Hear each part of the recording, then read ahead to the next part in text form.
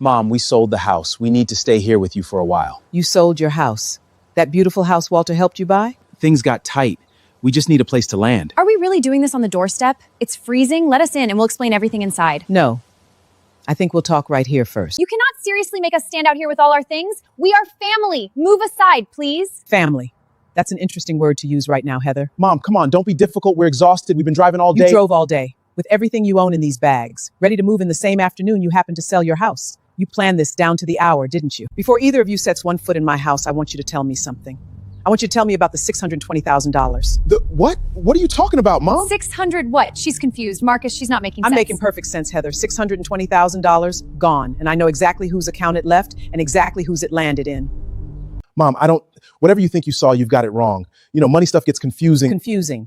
Because I'm a confused old woman who doesn't understand money. That's what you've been counting on this whole time, isn't it? Okay, this is ridiculous. Marcus, we don't have to stand here and be interrogated By whom, Heather? Finish it. By a senile old lady? I may be old, I am not senile, and I have known about that money for 3 weeks. Your father's accountant still looks after me, Mr. Abernoth. He's watched those accounts for 30 years. Abernoth called you? 3 weeks ago. He saw the transfers you thought no one would ever check. He called me the same afternoon, Marcus. He's been helping me put every piece together You since. said the accountant was retired. You swore. Nobody was watching those accounts. That money wasn't yours to take. Your father left it to me. It was my security for the rest of my life, and you drained it like it was your allowance. Mom, I was going to put it back. I swear. It was just a temporary. You took that gift, or you spent it, or you buried it in something that went wrong. And now your own house is sold to cover the hole. You have one old woman in a big house. What do you even need it for? I need it because your father worked 40 years for it, and because it was mine. And now I understand the suitcases. You didn't come here because you're homeless. You came to move in on top of me. That's not... Mom, we just wanted to be closer to you. You wanted to be close enough to hand me papers, a power of attorney, get control of what's left before the old woman noticed the rest was gone, move me into a back room, manage me, until there was nothing left of me to manage. This was your idea, Marcus. You said she'd never find out. You said we'd be moved in and holding the accounts before anyone asked a single question. Heather, stop talking. You're making it worse. We sold our house for this. I gave up everything because you swore to work. Mom, Cora, you don't want to tear this family apart over money. We can fix this. We can pay it back slowly. You keep saying we. There is no we anymore. You think I opened this door by accident today? I knew you were coming. I've been ready for a week. What is that? Mr. Abernath and my attorney documented every transfer, every dollar, the dates, the accounts, your signatures, it's all here. I didn't block this door to keep you out of my house. I blocked it so you'd have to stand here and listen while I told you I already know everything.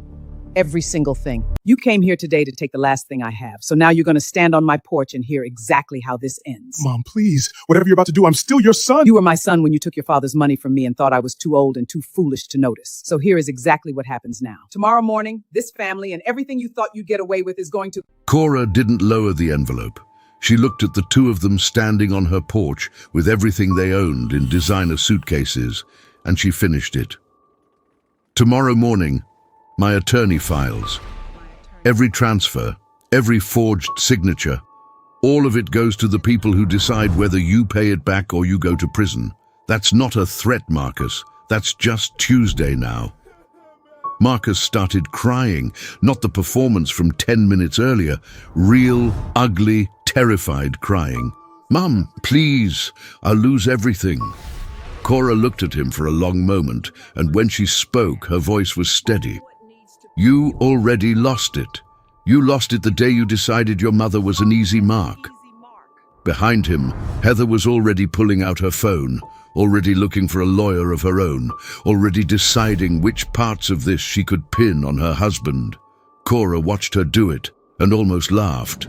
The alliance that walked up her steps didn't even survive the walk back down.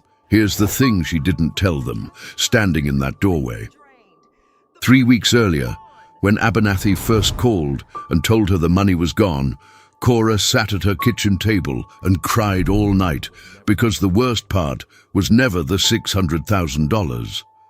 It was knowing her own son had looked at her, at the woman who raised him, and seen a slow, senile obstacle between him and some cash. That was the wound. The money was just the number attached to it.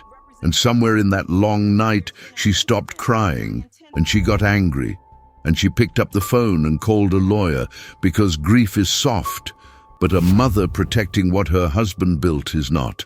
She didn't let them move in. She didn't scream. She stood in her own doorway.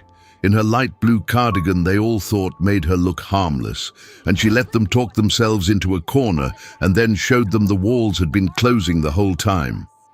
By the time the sun came up, The suitcases were gone from her porch, the accountant had filed his report, and the son, who thought he'd inherit early, found out exactly what it costs to rob the one person on earth who'd have given him anything if he'd only asked. And that's the part worth sitting with tonight. Marcus didn't need to steal from his mother. If he'd come to that door and told her the truth, that he was drowning, that he'd made a terrible mistake, she'd have helped him. She said so herself, later, to the empty house. The tragedy isn't that he got caught. It's that he chose the con over the truth with a woman who loved him enough to forgive almost anything. So ask yourself honestly about the people who love you and the ones you might be tempted to take for granted. When someone trusts you completely, when they'd never even think to check, when you're certain you could get away with it, is that a reason to be careful with them? Or is that exactly the moment that shows the world who you really are?